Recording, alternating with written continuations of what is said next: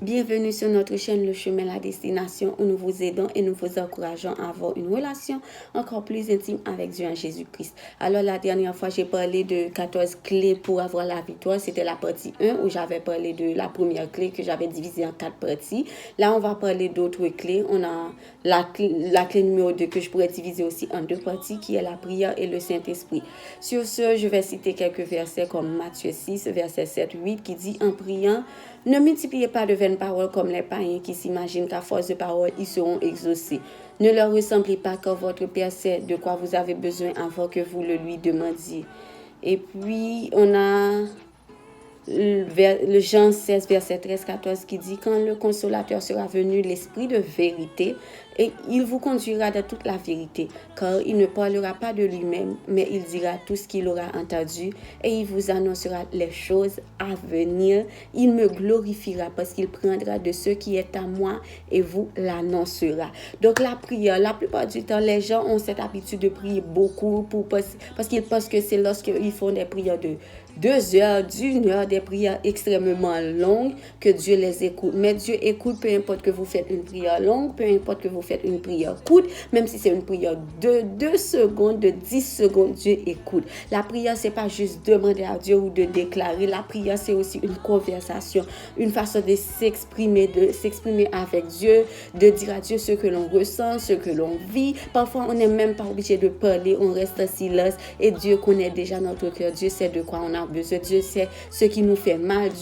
Il nous écoute. Il écoute notre cœur parce que nous, on ne parle pas. Notre bouche ne parle pas, mais notre cœur, lui, il parle. Notre âme, elle parle. Notre esprit, il parle. Donc, Dieu écoute cela. Dieu sait, il connaît toutes les angoisses. Même quand vous priez parce que vous êtes malade, Dieu, il ressent la douleur que vous ressentez. Je ne sais pas si vous avez une douleur dans le genou, vous avez une douleur, des maux de tête depuis des années. Je ne sais pas ce que vous avez, mais Dieu ressent chacune de ces douleurs. Il les ressent.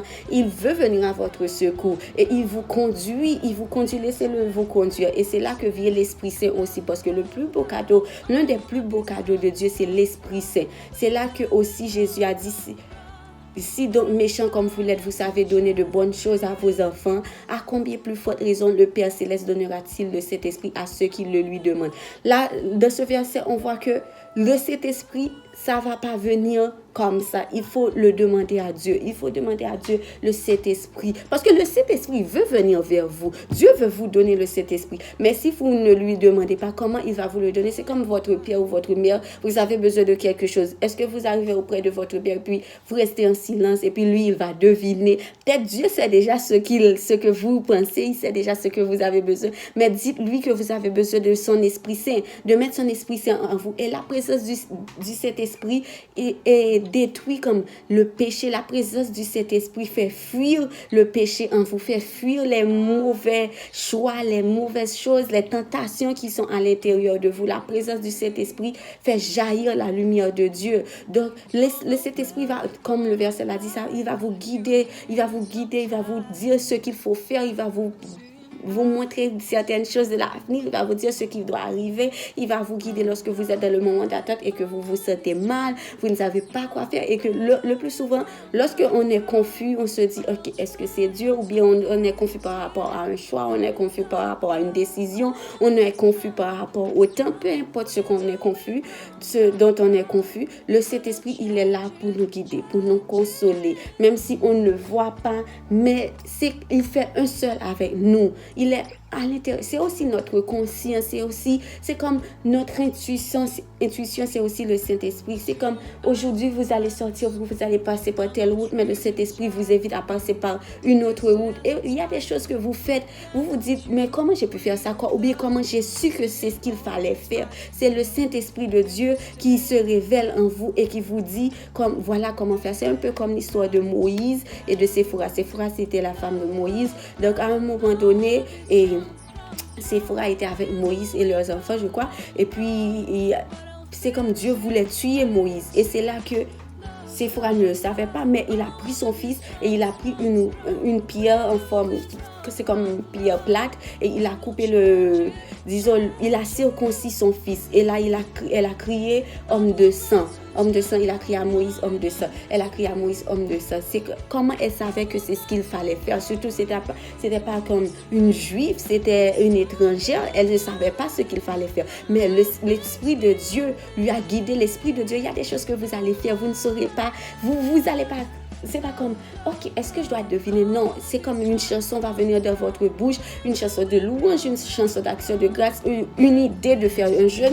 Tout ça, c'est le Saint-Esprit qui va vous guider, Donc, vous n'êtes pas seul lorsque vous attendez. Le Saint-Esprit vous dirige, même si vous ne savez pas qu'est-ce qui va se passer demain, qu'est-ce qu'il faut faire demain. Mais aujourd'hui, le Saint-Esprit est à vous. Et ne vous inquiétez pas de demain, le Saint-Esprit va vous guider encore pour demain.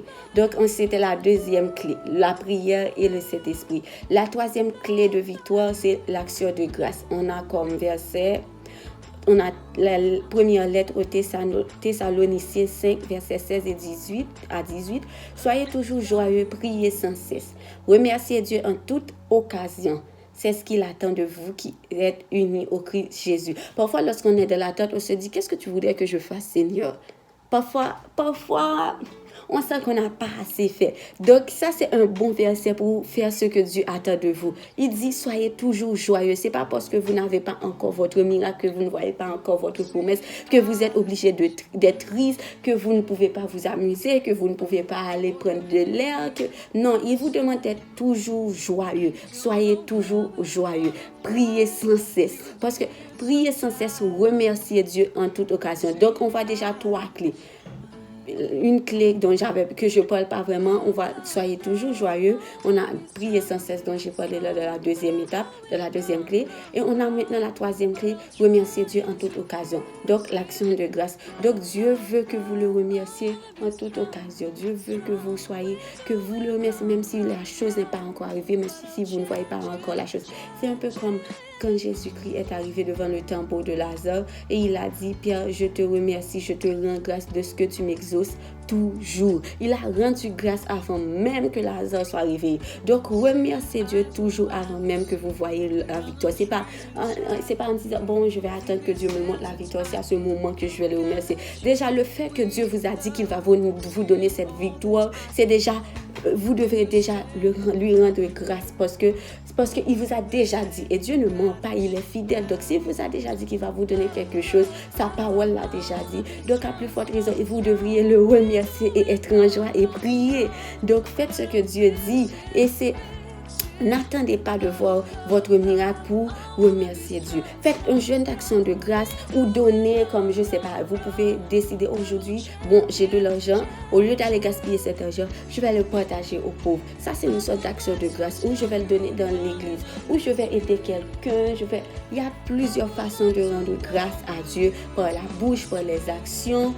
Toutes sortes de façons. Et l'action de grâce, ça augmente la foi surtout. Ça augmente la foi parce que lorsque vous dites, c'est comme vous demandez à votre père, ou bien votre père vient auprès de vous, il vous dit, tu sais, je vais t'offrir une voiture. Vous êtes là.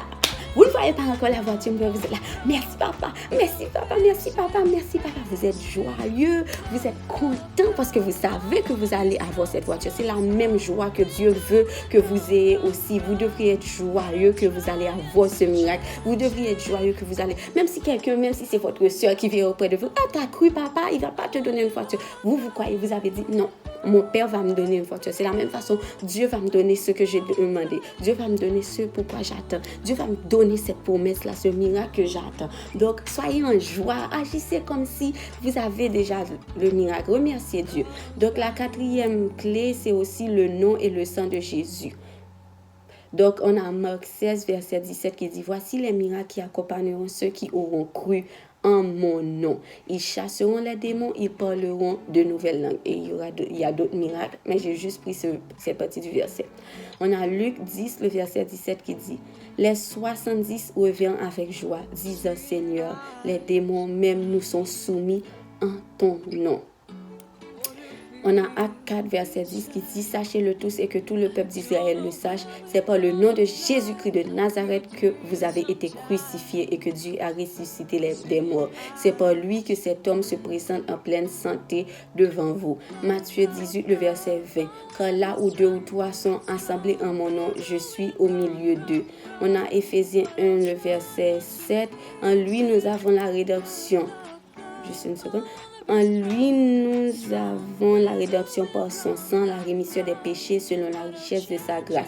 Et on a Apocalypse 7, verset 14. Je sais, ça fait beaucoup de versets, mais c'est important. Je lui dis, mon Seigneur, tu le sais. Et il me dit, ce sont ceux qui viennent de la grande tribulation. Ils ont lavé leurs robes et ils les ont blanchis dans le sang de l'agneau.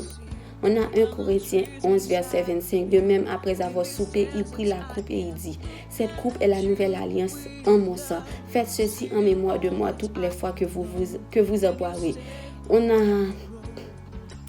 Hébreux 9, le verset 12. « Et il est entré une fois pour toutes dans le lieu très saint, non avec le sang des boucs et des veaux, mais avec son propre sang, ayant obtenu une rédemption éternelle. » On a Apocalypse, le verset 17.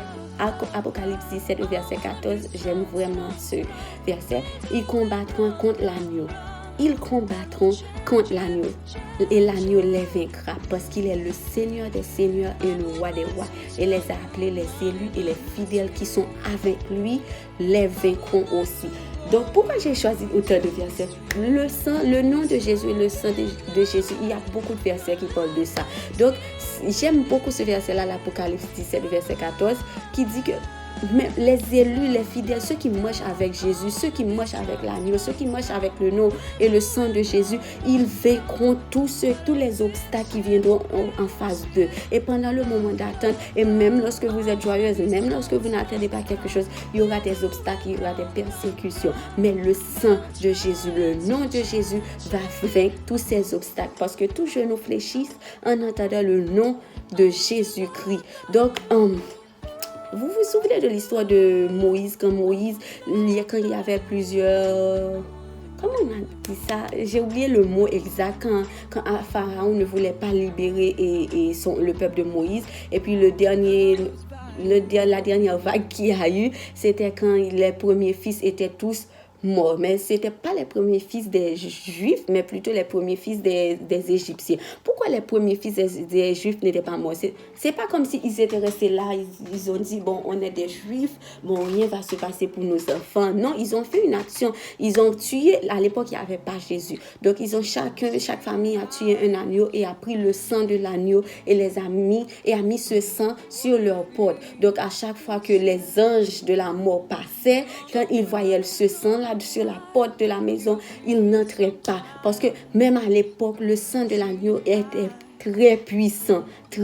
À plus forte raison, le sang de Jésus-Christ est puissant. Donc, lorsqu'ils étaient dans leur maison, ils avaient juste vu le sang, ils avaient mis le sang de l'agneau, mais ils ne voyaient pas la présence des anges de la mort qui voulaient assassiner les premiers fils. Et ces anges de la mort, ils respectaient même le sang d'un agneau, même le sang d'un animal. Donc, à plus forte raison, les obstacles, les démons vont respecter le sang de Jésus, même si vous ne le voyez pas. Mais dès que vous déclarez, dès que vous vivez avec ce sang à l'intérieur de vous, à l'intérieur de votre bouche, à l'intérieur de vos actions, je pourrais dire même. Donc, personne ne peut s'opposer à vous et rester là dès qu'il y a le sang et le nom de Jésus-Christ. Donc, je vais juste donner un petit témoignage d'une situation qui m'est arrivée.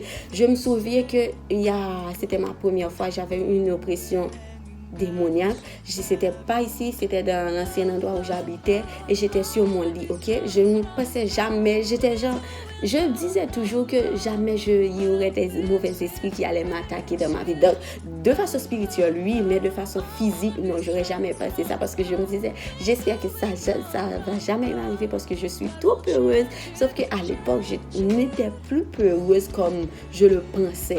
Donc, j'étais sur mon lit, je dormais et puis pendant un moment, c'est comme je voulais me réveiller. Mais je ne pouvais pas me réveiller. Et puis, je sentais comme je ne pouvais plus bouger sur le lit. Et j'étais réveillée. C'est comme j'étais réveillée, mais en même temps, je ne pouvais pas ouvrir mes yeux. Je ne pouvais pas ouvrir la bouche. Et là, j'entendais comme une voix derrière moi qui criait, qui riait, comme qui riait de façon je t'ai eu. Et puis j'entendais comme des griffes sur le mur à côté de moi. Je ne voyais rien, mais j'entendais tout ça. À un moment donné, lorsque j'ai su que je ne pouvais pas parler, c'est lorsque j'ai entendu les bruits. Et là, je pensais que c'était mon amie. J'ai une amie qui avait la clé de l'endroit où j'habitais. Et là, je dis, je vais pas dire son nom, je vais dire Caroline. Et là, je dis, Caroline, je voulais dire, je m'excuse, je voulais dire, Caroline, qu'est-ce que tu fais là? Pourquoi tu m'as pas appelé pour me dire que tu allais venir chez moi? Parce que c'est ça que je voulais lui dire. Parce que j'entendais le bruit. Moi, je pensais que c'était elle qui est rentrée chez moi, mais je sais pas comment. Je sais pas pourquoi j'ai cru que c'était elle, parce que je voulais pas croire que c'était autre chose. Et puis là, quand je m'apprêtais à ouvrir la bouche pour dire qu'est-ce que tu fais chez moi, ça m'avoir averti. Et c'est là que je réalise que je peux pas ouvrir la bouche. Tout ce que je fais, je peux pas ouvrir la bouche. C'est comme si j'étais paralysée complètement. C'est à ce moment-là que j'ai compris qu'il y avait des démons à l'intérieur de ma maison. Et là, honnêtement, je pensais que j'allais avoir extrêmement peur et c'était vraiment pas le cas. Et là, j'essayais de dire Jésus, mais j'arrivais pas. Et là, j'ai pris quelques secondes, l'espace d'une seconde ou 2 secondes pour me relaxer. Et là, dans mon cœur, je criais Jésus. J'ai crié une première fois, mais j'ai crié, mais j'étais comme, est-ce qu'ils vont vraiment partir? Et là, j'ai crié Jésus encore dans mon cœur. Et jusqu'à cette fois que j'ai crié le nom de Jésus, cette fois, ça m'a propulsée par terre. J'étais sur le lit, j'ai été propulsée par terre comme si c'était un ouragan, une tornade. J'ai jamais vu quelque chose de genre. Je vous le dis là, je ris, mais je riais pas du tout. J'étais comme... Qu'est-ce qui vient d'arriver? J'ai été propulsée du lit. Et là, j'ai eu une force, je vous dis pas, j'ai eu une force. Avant même, parce que je voulais aller raconter ça à mes parents pour leur dire, si vous savez ce qui vient d'arriver, parce que qu'est-ce qui vient d'arriver? J'étais genre choquée, mais là j'ai une force qui me dit, je lui ai dit, tu sais, toi qui es venu dans ma chambre, qui est venu chez moi là, je sais pas combien vous êtes, mais aujourd'hui ce sera la première et la dernière fois que vous viendrez m'importuner. Et j'ai tellement déclaré ce jour-là, j'ai déclaré, j'ai insulté, j'ai envoyé le sang et le nom de Jésus-Christ. Donc, juste en entendant le nom de Jésus-Christ, le démon est parti. Et j'ai dit au démon, ne viens plus jamais entrer dans ma maison, ne viens plus jamais me toucher. Donc, et c'est après que j'ai raconté à mes parents et mon père était là, tu ferais mieux d'aller dormir chez ta tante. Et j'ai dit non. Dieu m'a donné cet endroit pour dormir. Il ne l'a pas donné aux démons. Je ne vais pas laisser cet endroit aux démons. C'est les démons qui vont me laisser cet endroit parce qu'il m'appartient. Donc, c'est une façon pour vous dire que le nom de Jésus est puissant. Même lorsque vous ne savez pas quoi dire, vous souffrez, vous dites Jésus et vous voyez, boum, Jésus fait déjà des miracles. Donc, le jour, c'est comme il y a un verset qui dit, le jour où je crie à l'Éternel, mes ennemis reculeront. Parce que les ennemis, ils connaissent le nom de Jésus, ils savent ce que ça peut faire. Vous ne savez pas. Même si vous savez, vous ne voyez pas ce que ça fait dans le monde spirituel. Mais ça fait des dégâts. Le sang de Jésus, ça fait des dégâts. Le nom de Jésus, quand vous rappelez à l'ennemi ce que Jésus a accompli pour vous sur la croix, quand vous rappelez à l'ennemi que Jésus a déjà pris cette maladie, cette division a déjà pris cette malédiction, l'ennemi ne peut pas rester. Vous voyez que vous restez là et vous dites, mais même à l'intérieur de vous, il y a quelque chose qui arrive. L'ennemi, lui, il est en train de brûler, d'être calciné. Donc, ça, c'est une histoire longue, disons, parler du nom et du sang de Jésus. Mais comme je dis, c'est la quatrième clé pour avoir la victoire. Donc, on va dans la 5e clé, c'est la volonté de Dieu. On a Somme 143, le verset 10 qui dit, « Enseigne-moi à faire ta volonté quand tu es mon Dieu, que ton bon esprit me conduise sur la voie droite. Que ton règne vienne, que ta volonté soit faite sur la terre comme au ciel. » Matthieu 6, verset 10. Et Matthieu 12, verset 50 qui dit, « Quiconque fait la volonté de mon Père qui est dans les cieux, celui-là est mon frère et ma soeur et ma mère. » Et on a Matthieu 26, 42. Il s'éloigna une seconde fois et pria ainsi, mon Père, s'il n'est pas possible que cette coupe s'éloigne sans que je la boive, que ta volonté soit faite. C'était le moment où Jésus-Christ, même Jésus-Christ à un moment, il voulait plus sacrifier sa vie parce qu'il voyait déjà ce qui allait lui arriver. Il savait déjà. nous, vous voyez, imaginez, Jésus a su déjà toute la souffrance qu'il allait endurer et même lui a capitulé. Lui, le Fils de Dieu. Donc, c'est pour ça que la plupart du temps, lorsque Dieu vous promet quelque chose, automatiquement, Dieu vous promet quelque chose, automatiquement, les persécutions vont commencer, automatiquement, les ennuis vont commencer.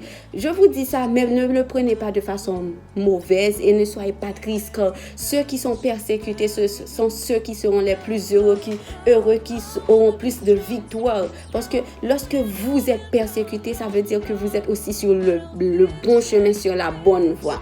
Donc, c'est l'une des raisons pour laquelle aussi Dieu ne nous dit pas ce qui va nous arriver. Il nous dit juste, bon, je te promets ça, je vais te donner ça. On est excité, on est content. Et puis, c'est là qu'on voit que c'est le contraire qui commence à arriver. On se dit, c'est là que commence. J'ai du mal à comprendre, peut-être que c'était parce que Dieu a voulu. Et c'est là que vous êtes du genre, est-ce que je devrais continuer? Est-ce que je devrais m'arrêter? Et pendant tout au long de l'attente, il va falloir, c'est comme un peu comme David, il disait à Dieu, rappelle-moi souvent de ta promesse, parce que c'est ta promesse lorsque je me réveille, ta promesse me donne envie de continuer. Donc c'est vrai, la plupart du temps, lorsque je me réveille, je me dis, Seigneur, au moins ta promesse, ta parole me donne envie de continuer. Si vous ne connaissez pas la volonté de Dieu, lisez la Bible, vous connaîtrez la volonté de Dieu. Et si c'est par rapport à une situation, je ne dirais pas qu'il n'est pas aussi évident comme la Bible. Je vais prendre un exemple. C'est un peu clair. Par exemple, votre mari vous a quitté. On parle pas tout vraiment de la restauration du mariage dans la Bible, mais vous savez déjà que la volonté de Dieu, il déteste le divorce, il déteste la séparation. Donc le fait que vous savez déjà que Dieu déteste ça, vous connaissez déjà au moins la volonté de Dieu qu'il va restaurer, réconcilier votre mari avec vous. Donc pour cela, même si vous savez ça, mais vous êtes dans l'attente, même si vous avez mal, mais vous savez que Jésus a été crucifié pour que vous ne soyez plus malade, mais vous souffrez quand même. Donc restez là, accrochez-vous à la parole de Dieu, surtout lorsque vous êtes dans l'attente et à un moment donné, mettons que Dieu vous dit, ok, je veux que tu fasses un jeûne là maintenant. Et puis après le jeûne, vous dites, ok, qu'est-ce que je dois faire? Il faut être obéissant pour écouter la voix de Dieu et accomplir ce qu'il attend de vous. Donc là, c'est pour ça que je dis la volonté de Dieu, c'est ce qui va vous guider aussi, guider vos pas. Donc, on est dans la 6e clé qui est la révélation. C'est la clé que je préfère le plus. Je vais pas dire que je préfère, mais j'ai déjà dit que j'ai un don comme si pour connaître comme si certaines choses qui vont arriver. Parfois, c'est des choses que j'aurais pas voulu rêver. Au départ, je détestais ce don. Je disais à Dieu pourquoi je suis comme ça. Parce que j'ai su que j'avais ce don depuis j'étais en 5e année secondaire, c'est le jour de la mort d'un cousin, c'est ce jour-là que j'ai su que j'avais ce don. Donc peut-être depuis, il y a 10 ans de cela, je ne me rappelle pas, donc peut-être j'avais même pas 10 ans de cela, plus de 10 ans, j'avais peut-être 11 ans. Donc la révélation, c'est une chose que j'aime en même temps.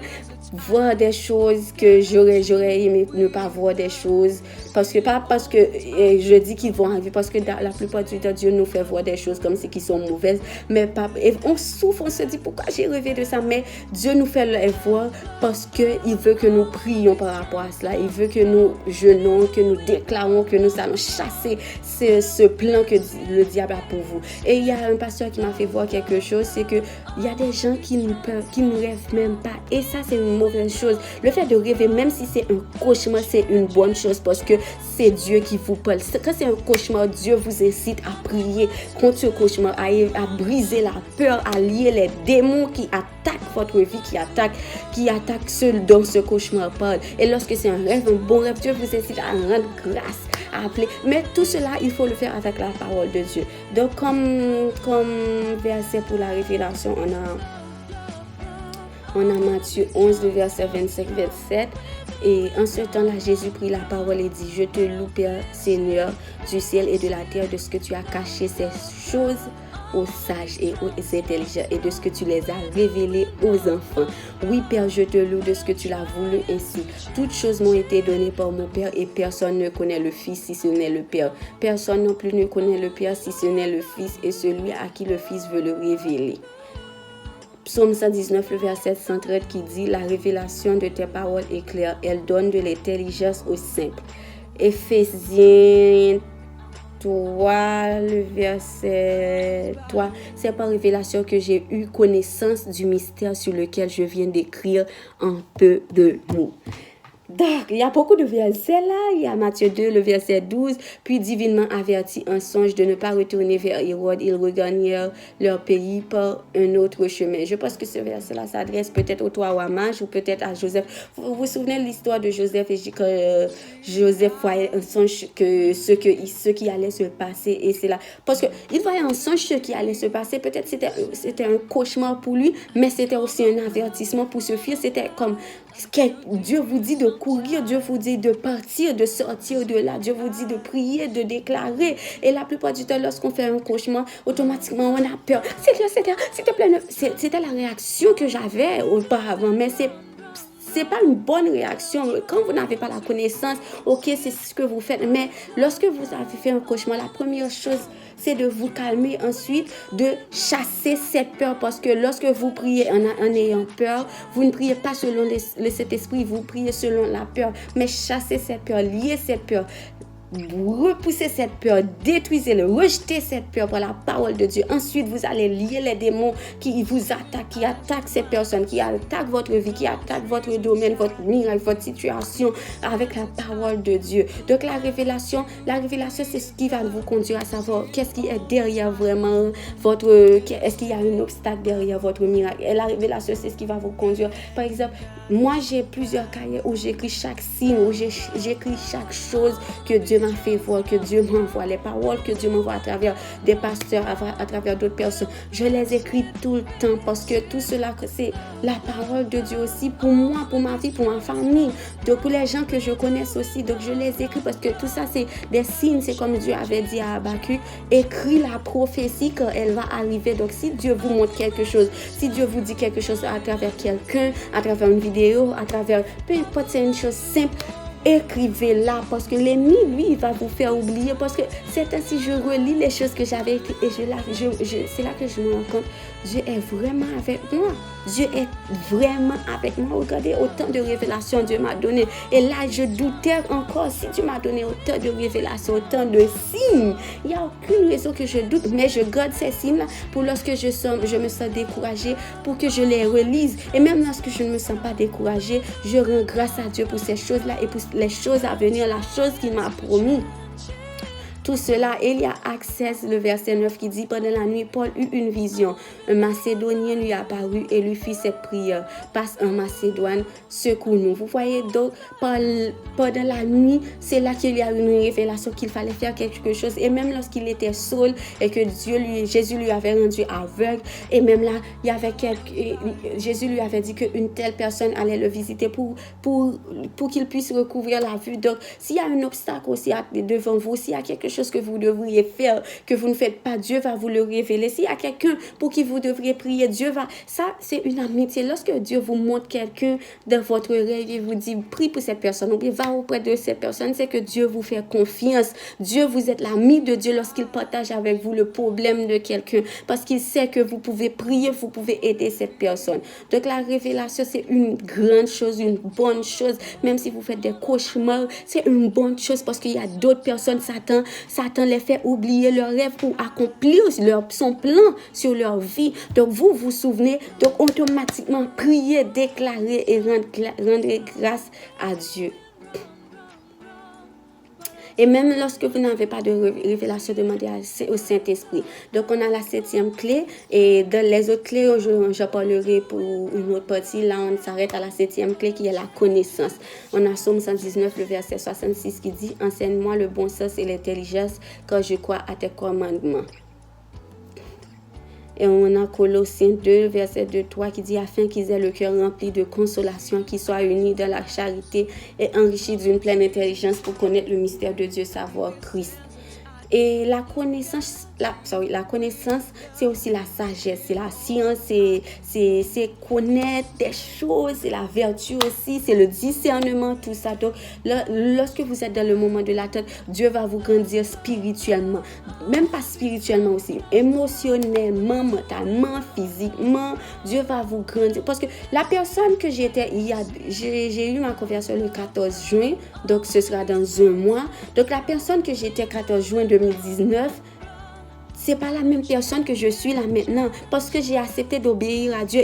Il m'a donné sa connaissance et son Esprit Saint. C'est grâce à sa connaissance qu'il y a des choses que je peux savoir quoi faire là maintenant et quoi ne pas faire. C'est grâce à sa connaissance que je peux savoir quelle route aller dans certaines situations, quelle route ne pas aller. Donc la connaissance, ça va vous guider. C'est l'Esprit de Dieu, le Saint-Esprit qui vous donne aussi la connaissance, qui partage avec vous des choses cachées, qui partage avec vous des choses que d'autres personnes ne savent pas. Il y a des choses que c'est comme, je me souviens, une amie, je lui parlais, et puis à l'époque, j'étais à nouveau convertie, et puis je lui ai dit, pourquoi je dois attendre tant? Pourquoi toi et moi, on doit attendre tant pour avoir notre miracle? Et puis elle me dit, je ne sais pas. Et moi, je ne savais pas, puisque je lui ai posé la question. Et la même seconde, j'ai eu la réponse, et je lui ai dit la réponse, et je me suis dit, mais comment ça se fait que j'ai eu la réponse? Ça fait quelques jours, j'essaie d'avoir la réponse. Et en lui demandant, je reçois la réponse parce que Dieu a décidé de partager sa connaissance avec moi, son esprit en moi. Et c'est grâce à la connaissance que je peux savoir ce qui est bien aussi et ce qui est mal. C'est grâce à la connaissance que je peux décider de ne pas franchir tel chemin, que je peux dire, bon, cette route-là, c'est pas pour moi. Grâce à la connaissance que je peux connaître aussi les plans de l'ennemi, savoir ce que l'ennemi a pour moi et comment détruire ses plans, comment lier ses plans et comment ne pas lui donner pied sur ma vie, sur la vie de ma famille, les gens que j'aime. Donc ça, c'était cette clé. Bon, pas cette clé, la deuxième, 6 clés que j'ai partagées. Ça fait déjà 7 clés que j'ai partagées pour avoir la victoire. Et dans la prochaine vidéo, on va voir le reste des clés. Et j'espère que cette vidéo va vous aider vraiment, vraiment, vraiment, vraiment. Et n'hésitez pas de le partager à quelqu'un qui est de la tête, à quelqu'un que ça fait des années surtout que cette personne souffre, que quelqu'un qui a envie d'abandonner, qui ne sait plus quoi faire, quelqu'un qui est découragé, désolé. Partagez cette vidéo avec cette personne. Merci.